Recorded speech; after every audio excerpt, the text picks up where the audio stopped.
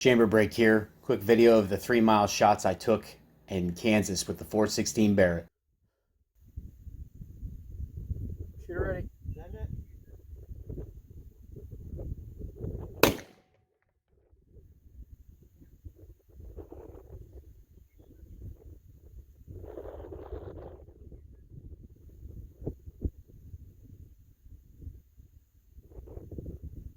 Just to the bottom right corner of the plate. I saw it. Shooter ready. Send it. Impact. That was an impact. I came down and now after the dust cloud, the lights are going off. There you have it. 3 miles done. Another challenge accepted and completed. Can't thank Travis and Todd for all their support in helping me achieve that. And looking forward to the next challenge. Forward forever, backward never. Thank you. Enjoy.